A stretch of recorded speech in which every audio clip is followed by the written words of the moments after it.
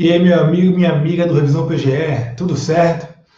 Bem, eu recebi nos últimos dias uma pergunta, uma mensagem, perguntando o seguinte: mandado de injunção é um instrumento de controle de constitucionalidade difuso ou concentrado? No caso, o controle da omissão inconstitucional. E por que eu recebi essa pergunta? Porque em uma prova de 2019, o CESP deu como gabarito uma resposta que considerava o mandado de injunção um instrumento de controle concentrado. E eu falei, bem, eu acho que eu preciso fazer um vídeo para falar um pouco sobre isso e abordar alguns aspectos do mandado de injunção. E o primeiro aspecto importante aqui sobre ele, né, sobre o mandado de injunção, é que ele é um remédio constitucional. Os remédios constitucionais são garantias fundamentais, tá? E aqui é importante a gente diferenciar direitos de garantias fundamentais. Basicamente, os direitos são aquelas vantagens asseguradas pela Constituição e as garantias fundamentais são normas que asseguram o gozo dessas vantagens, o gozo dos direitos. Eu até trouxe esquematizado já aqui uma definição, vamos dar uma olhadinha aí. Olha só, os direitos são bens e vantagens prescritos na norma constitucional, enquanto as garantias são os instrumentos através dos quais se assegura o exercício dos aludidos direitos, portanto, se está assegurando uma atuação preventiva, tá? Se assegura o exercício desses direitos preventivamente, ou prontamente os repara caso violados. Então, os direitos fundamentais são as vantagens, os bens previstos constitucionalmente, e as garantias fundamentais são os instrumentos que asseguram o exercício desses direitos, seja de forma preventiva, seja de forma repressiva, tá certo? E os remédios constitucionais? Veja, os remédios constitucionais, eles são garantias fundamentais que têm natureza de ação, tá? Então, nós temos mandado de segurança, habeas data, habeas corpus, mandado de injunção e ação popular. Todos esses instrumentos têm natureza de ação. E veja o seguinte, todos os remédios constitucionais são garantias fundamentais, mas nem todas as garantias fundamentais são remédios constitucionais, porque nós temos garantias fundamentais que não têm natureza de ação. Tá? Em relação ao mandado de segurança, ele está previsto lá no artigo 5º, inciso 71 da Constituição Federal. Vamos ver o que ele fala. Olha só. O artigo 5º, inciso 71, fala o seguinte: conceder-se-á mandado de injunção sempre que a falta de norma regulamentadora torne inviável o exercício dos direitos e liberdades constitucionais e das prerrogativas inerentes à nacionalidade, à soberania e à cidadania. Então, pessoal, o mandado de injunção é um remédio constitucional que atua em caso de uma omissão regulamentadora, uma omissão de norma infraconstitucional que inviabilize o exercício de direitos assegurados constitucionalmente. Tá? E aqui a gente já entra na análise das características do mandado de injunção. Eu separei 3 características principais para a gente analisar aqui. E a primeira delas é essa aqui, ó. O mandado de injunção, ao lado da ADO, que é a ação direta de inconstitucionalidade por omissão, combate uma síndrome que a doutrina chama de síndrome de inefetividade das normas constitucionais. Síndrome de inefetividade das normas constitucionais. E qual é o tipo de norma constitucional que pode ter essa doença, que pode ter essa síndrome de inefetividade? São as normas de eficácia limitada. Tá? Por quê? Porque as normas de eficácia plena e contida têm aplicabilidade imediata e direta, ou seja, elas se aplicam independentemente de qualquer atuação do legislador infraconstitucional, de qualquer intermediação normativa. Agora, a diferença entre a norma de eficácia plena e contida é que a norma de eficácia plena tem aplicabilidade integral e a de eficácia contida tem aplicabilidade possivelmente não integral. Ela tem uma aplicabilidade restringível. É possível que uma norma infraconstitucional limite o seu âmbito de incidência, tá? Limite o seu alcance. Agora, já as normas de eficácia limitada são aquelas normas que dependem de uma integração infraconstitucional. Dependem que o legislador infraconstitucional edite uma norma viabilizando a sua aplicabilidade. Então, enquanto na norma de eficácia contida, a edição de uma norma infraconstitucional é uma mera faculdade, é uma possibilidade, na de eficácia limitada não.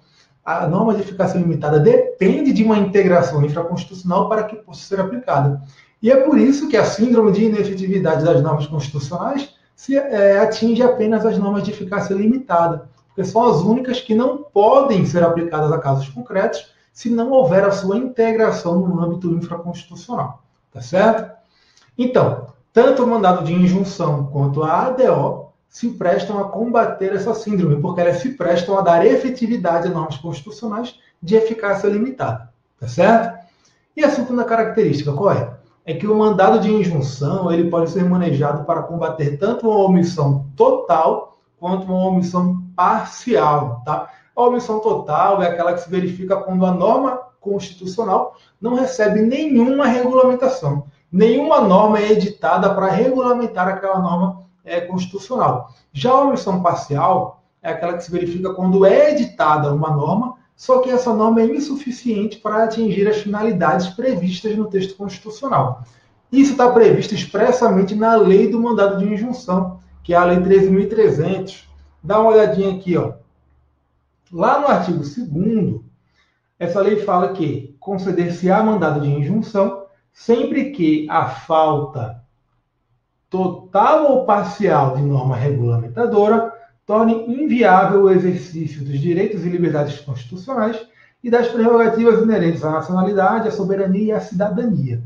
E lá no parágrafo único ele explica o que é uma omissão parcial. Ele fala aqui, considera-se parcial a regulamentação, e portanto parcial a omissão, quando forem insuficientes as normas editadas pelo órgão legislador competente.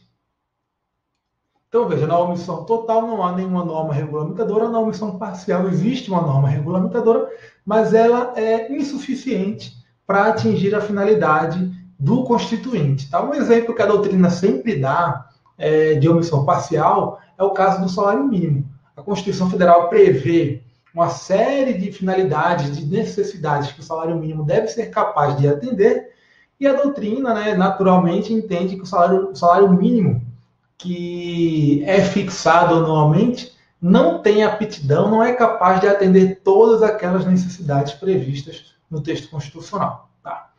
E agora a gente passa para a terceira característica que eu separei aqui para a gente, que é o principal do vídeo. É a questão que eu quero trazer aqui no vídeo para vocês. É essa aqui, olha.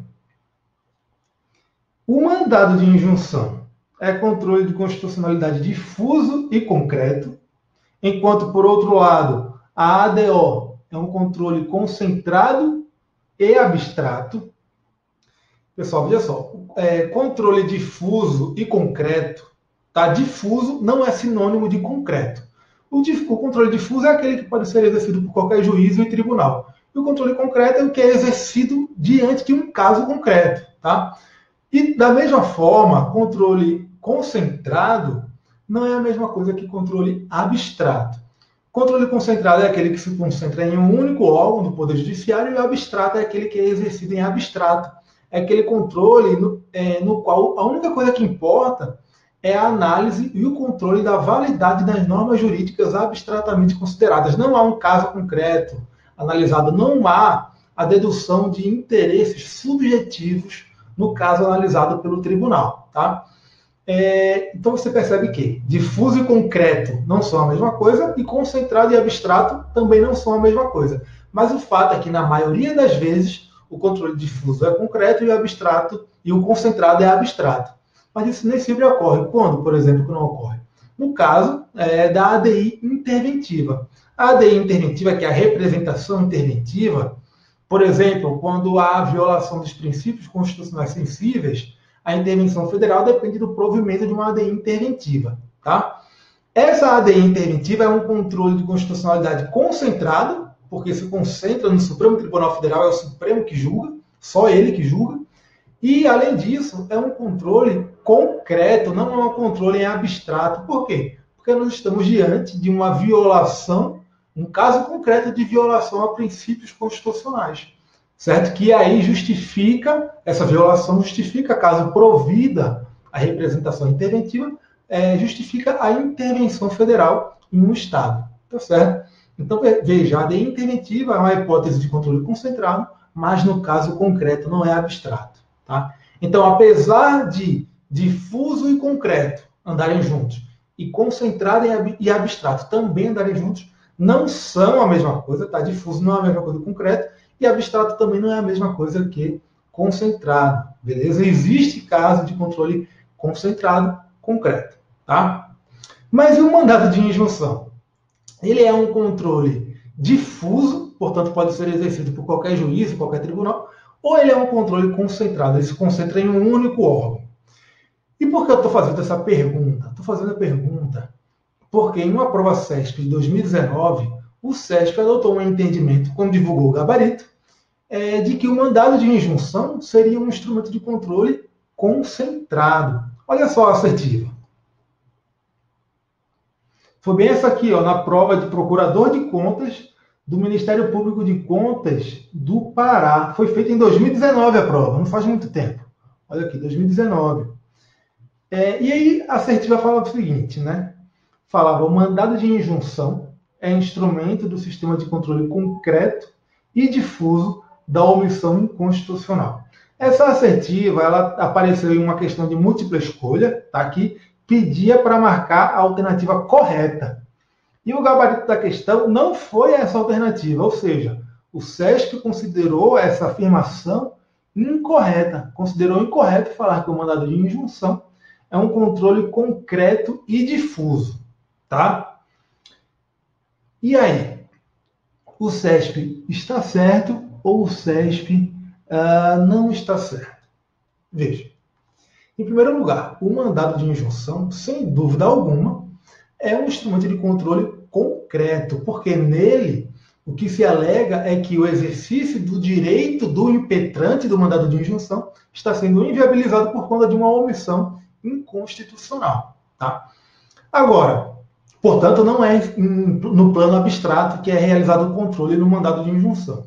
Agora, ele é um instrumento de controle difuso ou de controle concentrado? Ele se concentra em um único órgão ou não?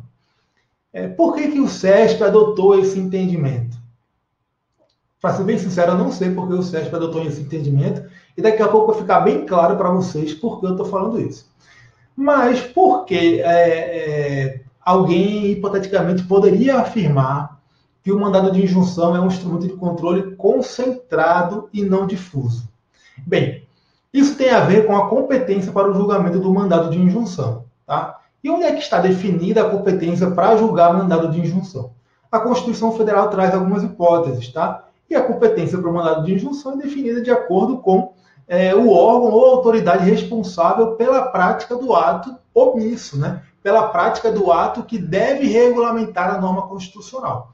Então, é o órgão ou autoridade que define a competência para o mandado de injunção nos termos da Constituição Federal. E aí tem um detalhe. A Constituição Federal, quando fala da competência para o mandado de injunção, só prevê competência para mandado de injunção para tribunais. Só fala em julgamento de mandado de injunção por tribunais. Certo? Vamos dar uma olhada. Olha só. Artigo 102 fala que compete ao Supremo Tribunal Federal processar e julgar originariamente o mandado de injunção quando a elaboração da norma regulamentadora for atribuição do Presidente da República, do Congresso Nacional, da Câmara dos Deputados, do Senado Federal, das mesas de uma dessas casas legislativas, ou seja, das mesas do Senado, ou da Câmara, ou do Congresso Nacional, do Tribunal de Contas da União, de um dos tribunais superiores ou do próprio Supremo Tribunal Federal. Então, define aqui a competência para o mandado de injunção pelo órgão ou pela autoridade. E aí a competência do Supremo Tribunal Federal. Aí a gente vai no artigo 105, que fala da competência do STJ, que diz que compete ao STJ processar e julgar originariamente o mandado de injunção quando a elaboração da norma regulamentadora for atribuição de órgão, entidade ou autoridade federal da administração direta ou indireta, excetuados os casos de competência do STF e dos órgãos da Justiça Militar, da Justiça Eleitoral, da Justiça do Trabalho e da Justiça Federal. Então, a competência do STJ para julgar mandado de injunção se verifica quando a responsabilidade pela edição da norma regulamentadora for de um órgão, de uma entidade ou de uma autoridade federal. Tá? Pode ser da administração direta ou indireta, desde que não seja caso de competência do STF, da Justiça Militar, da Justiça Eleitoral, da Justiça do Trabalho e da Justiça Federal. Tá? Aí, seguindo, lá no artigo 121, a Constituição prevê no parágrafo 4º que os TREs, Tribunais Regionais Eleitorais, também têm competência para julgar mandado de injunção. É quando esse parágrafo 4º fala lá no seu inciso 5 que cabe recurso das decisões dos TREs que denegarem habeas corpus, mandado de segurança, habeas data ou mandado de injunção. Então, de forma implícita, ele está dando competência aos TREs, Tribunais Regionais Eleitorais, para o julgamento de mandado de injunção. E os tribunais de justiça dos estados também têm competência para mandado de injunção, com base no parágrafo 1º do artigo 125 da Constituição, que diz que a competência dos tribunais será definida pela Constituição do Estado. Então, as constituições estaduais definem os casos em que o TJ respectivo irá julgar mandados de injunção, porque as constituições estaduais definem a competência dos respectivos TJs. E aí você vê que a Constituição Federal, sempre que define competência para mandado de injunção, atribui essa competência para um tribunal. Essa constatação poderia levar alguém a afirmar, talvez, que o mandado de injunção é um instrumento de controle concentrado, porque ele se concentraria em tribunais. Mas veja que são vários tribunais que podem julgar o mandado de injunção. Então não existe a concentração do julgamento desse remédio constitucional em um único órgão, são vários órgãos.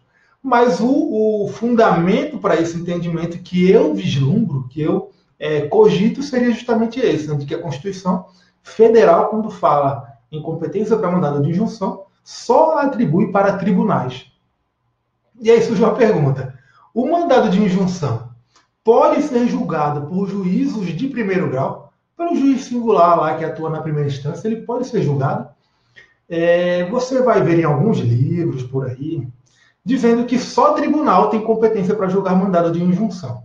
Tá? Mas esse entendimento não é o tecnicamente mais adequado. Por quê? Veja. Primeiro, a própria lei do mandado de injunção, a Lei 13.300, fala em sentença, tá? Em alguns dispositivos seus. E sentença é ato decisório praticado por juiz de primeiro grau. Tá? A decisão do tribunal é uma decisão colegiada, é um acórdão, ou no máximo uma decisão monocrática de relator, mas não é uma sentença, tá certo? Então, sentença é ato jurisdicional praticado por juízos de primeiro grau. Tá? E, além disso, isso é tão claro, tão tranquilo, de que juiz de primeiro grau pode julgar mandado de injunção, que um anteprojeto de Código de Processo Civil coletivo, elaborado por um grupo de processualistas, previu a competência de juízes de primeiro grau para julgar mandado de injunção. Tá? No caso, mandado de injunção coletivo. E, além disso, tem um outro argumento também, que é o seguinte. O mandado de injunção, ele é um remédio constitucional. Tá?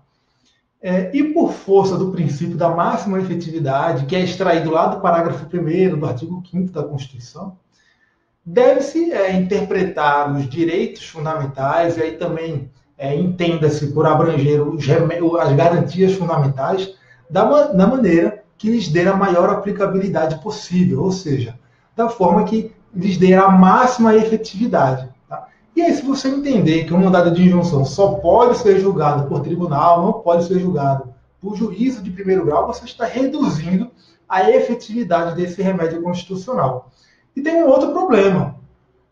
Existem normas que asseguram direitos previstos na Constituição Federal que devem ser editados por autoridades que não estão previstas na Constituição Federal como sujeitas ao mandado de injunção julgado por tribunais. Tá? Por exemplo, autoridades municipais. Não há referência a elas na Constituição Federal. E aí, se eventualmente uma Constituição de Estado não previr que autoridades municipais se sujeitam no mandado de injunção ao Tribunal de Justiça, como é que fica? Se houver alguma omissão de autoridade municipal na edição de uma norma regulamentadora da Constituição Federal e essa omissão esteja inviabilizando o exercício de algum direito assegurado constitucionalmente. O destinatário desse direito vai ficar desamparado, ele não vai poder buscar a tutela jurisdicional por meio do mandado de injunção para integrar aquela lacuna no ordenamento jurídico que está inviabilizando o exercício do seu direito. Isso não tem sentido, isso não se compatibiliza com o nosso ordenamento constitucional, muito menos com o princípio da máxima efetividade dos direitos fundamentais. Tá? Inclusive, na prática, existem casos de mandado de injunção julgados por juízes de primeiro grau. Tá? Eu já vi, por exemplo, no estado de Goiás, já vi um caso de um juízo de primeiro grau julgando o mandado de injunção. Tá? Justamente porque a Constituição do Estado não atribui a competência, nesse caso, para o TJ, e aí deixou para o juízo de primeiro grau. Tá? Então, mandado de injunção não se limita a tribunais, tá? O julgamento dele. Pode ser julgado por juízos de primeiro grau. Então, o mandado de injunção é claramente um instrumento de controle difuso de constitucionalidade. Tá? Inclusive, o próprio STF afirma isso. Se você buscar lá no STF, o STF tem alguns links, né, algumas páginas, em que ele publica alguns textos explicando alguns temas, e lá, quando ele fala de mandado de injunção, ele fala que o mandado de injunção é um instrumento de controle difuso da omissão inconstitucional. Tá? E em prova de concurso, prova CESP, o que deve ser feito? Veja só, a verdade é que nessa prova que eu mostrei para vocês de 2019, aparentemente o CESP saiu da curva, assim, digamos assim, sabe? Isso foi um ponto fora da curva. Porque o próprio CESP tem precedentes em provas anteriores dizendo que o mandado de injunção é um instrumento de controle difuso de constitucionalidade. Tá? E não só o CESP, algumas outras bancas também já cobraram um tema falando que o mandado de injunção é controle difuso, não é controle concentrado. Eu trouxe 2 exemplos, vamos dar uma olhadinha. Olha só. Prova CESP, advogado da Caixa Econômica Federal, 2006. A assertiva falava assim: por meio do mandado de injunção, é possível lograr-se o controle concentrado de constitucionalidade de certa norma. Errado. Por quê? Porque falou aqui que é controle concentrado, tá? Mandado de injunção é controle difuso. E aqui tem essa outra questão dessa prova de advogado aplicada pela IBFC em 2019, mais recente, falando que tanto o mandado de injunção como a ação direta de inconstitucionalidade por omissão fazem parte do controle concentrado de constitucionalidade. Está errado, né? A ADO é concentrado, mas o mandado de injunção não é concentrado, ele é difuso. Tá, pessoal? E aí, o que você deve adotar em prova? Qual entendimento deve adotar em provas? Eu recomendo que, mesmo em prova CESP, tá? Se isso aparecer, marque como sendo mandado de injunção um instrumento de controle difuso, tá certo? Porque por tudo que a gente viu aqui no vídeo, não tem como falar que ele é um instrumento de controle concentrado, tá bom? Naquela prova de 2019 que eu mostrei lá no começo do vídeo, o que aconteceu foi que era uma prova múltipla escolha e tinha outra assertiva na questão que também estava certa. Então o CESP optou por dar essa outra assertiva como o gabarito da questão. Mas o problema foi que ele não anulou, não aceitou aquela assertiva que falava do mandado de injunção como uma resposta possível também e manteve aquilo lá que causou essa confusão, tá certo? Mas nas próximas provas, e aí eu recomendo para qualquer banca, considere o mandado de injunção como um instrumento de controle difuso, tá certo? Não de controle concentrado. É isso aí, galera, que eu tinha para falar hoje. Se quiserem me seguir para conversar comigo sobre vários temas de prova, etc., de direito constitucional, vou lá no Instagram. O meu perfil é esse aqui, tá? Professor Francisco Maia Braga. Ou melhor, professor Francisco Braga, tá? Não é professor Francisco Maia Braga, não. Professor Francisco Braga. Esse aqui é o meu perfil, tá? Falem lá comigo, eu sempre respondo quem manda mensagem. É isso aí, pessoal. Obrigado por terem acompanhado o vídeo. Até a próxima.